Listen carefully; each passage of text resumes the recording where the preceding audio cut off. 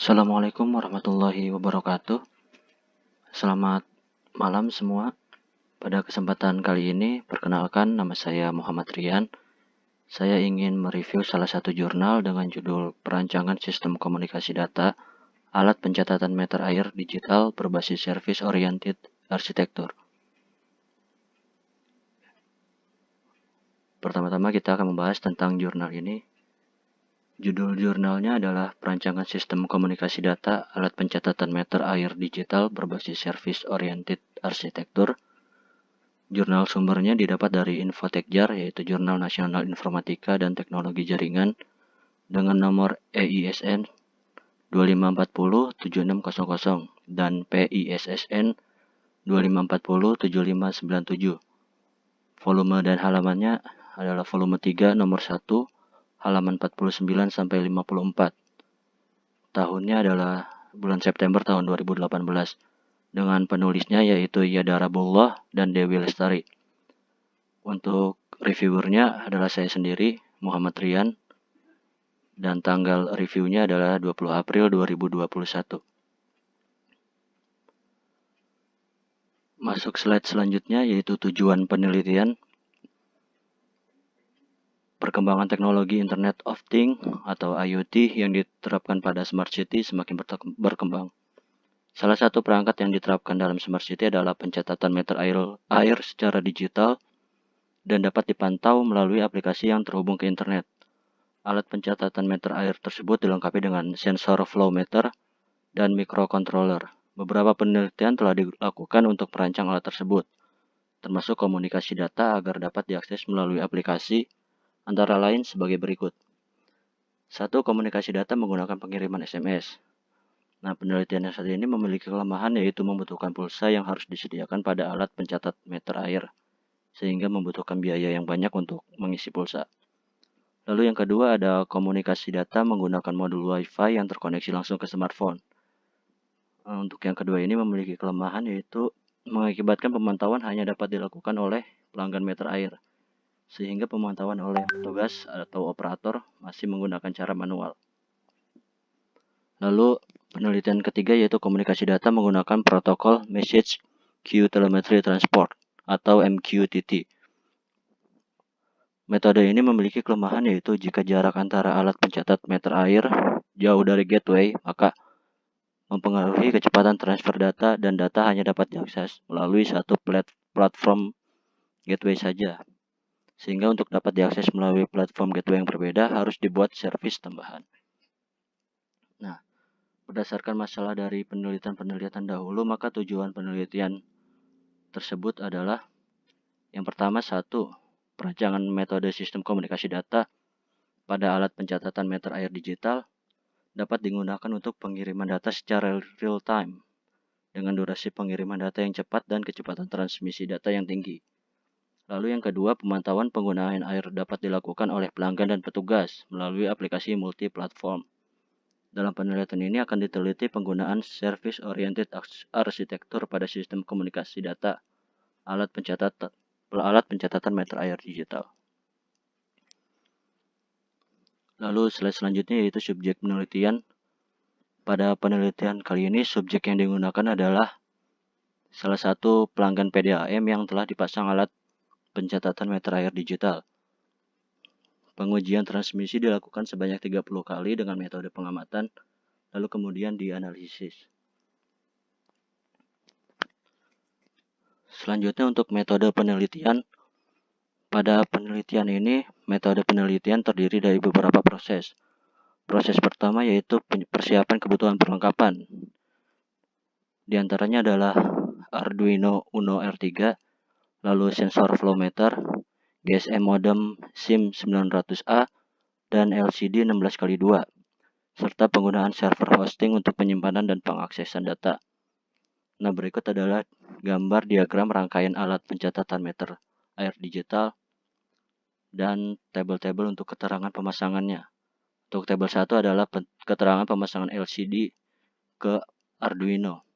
Lalu untuk tabel 3 adalah pemasangan sensor flow meter ke Arduino, dan tabel ke-3 adalah keterangan pemasangan modul GSM ke Arduino. Lalu proses metode penelitian yang kedua adalah merancang database dan tabel di server. Dalam database terdiri dari tabel-tabel yang digunakan untuk mengolah data meter air dari alat pencatatan dan berfungsi untuk menyediakan data yang akan diakses melalui web dan aplikasi mobile. Berikut adalah gambar dari diagram relasi tabelnya. Lalu persiapan metode penelitian yang ketiga adalah menyiapkan arsitektur komunikasi data untuk pengiriman data dari alat pencatatan meter air digital ke server menggunakan service oriented architecture. Nah, pada gambar ini service oriented architecture itu terdiri dari yang pertama adalah node. Node di sini adalah pencatatan meter air digital, pencatat meter air digital. Lalu yang kedua adalah Context Application Layer API. Nah, Context Application Layer ini memiliki 3 fungsi. Yang pertama sebagai layer yang menerima dan memproses data dari node atau host. Lalu fungsi kedua adalah sebagai layer yang menerima request dari web atau mobile. Dan yang ketiga adalah memberikan log data pencatatan meter air yang tersimpan di database. Lalu setelah itu ada description dan integrity layer. Di sini untuk melakukan kontrol terhadap service yang dilakukan. Lalu ada keempat adalah data processing layer. Di sini adalah mengolah data berdasarkan request yang diterima dari konteks API.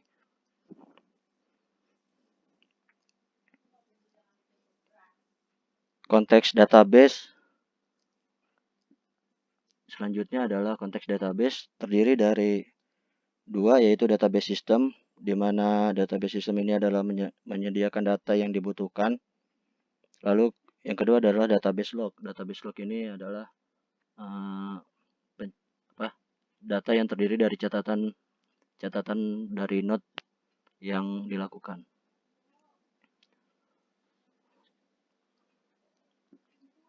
Untuk hasil penelitian, pada penelitian ini dikembangkan 2 aplikasi, yaitu satu aplikasi berbasis web.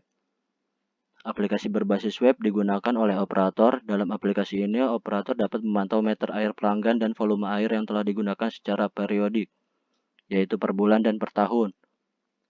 Selain itu, operator juga dapat mengetahui lokasi pelanggan yang terpasang meter air digital. Aplikasi web ini dikembangkan dengan menggunakan pemrograman PHP, HTML, dan JavaScript. Berikut adalah tampilan dashboard untuk aplikasi web. Lalu berikut adalah tampilan detail informasi pelanggan dalam bentuk infografis. Dan berikut adalah tampilan informasi lokasi pelanggan yang telah terpasang alat pencatatan meter air digital. Lalu hasil penelitian yang kedua adalah aplikasi berbasis mobile. Dalam aplikasi ini pengguna dapat mengetahui volume air yang telah digunakan dan log data yang dipilih berdasarkan bulan. Untuk aplikasi mobile ini dikembangkan menggunakan framework PhoneGap, didesain melalui desain Bootstrap, HTML, CSS, dan JavaScript. Ini adalah tampilan dashboard aplikasi mobile, dan ini adalah tampilan log datanya. Lalu pengujian dilakukan setelah alat pencatatan meter air telah terhubung ke server. Di sini ada 2 jenis pengujian yang dilakukan, yaitu pengujian transmisi data dari alat pencatatan meter air ke server. Lalu yang kedua adalah pengujian akses data dari aplikasi web dan mobile. Pengujian penggunaan platform yang berbeda pada node dan pada sistem operasi smartphone. Di tabel 4 adalah pengujian transmisi data. Di sini dapat dilihat ada selisih waktu kirim dan terima dengan selisih yang bermacam-macam. Lalu di tabel kelima adalah pengujian multi-platform aplikasi mobile.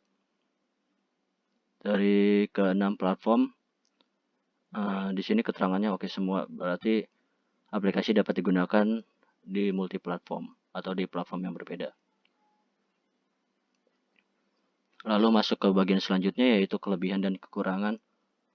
Pada penelitian kali ini ada beberapa kelebihan, di mana satu, pengiriman data secara real time dengan durasi pengiriman yang cepat dan kecepatan transmisi data yang tinggi.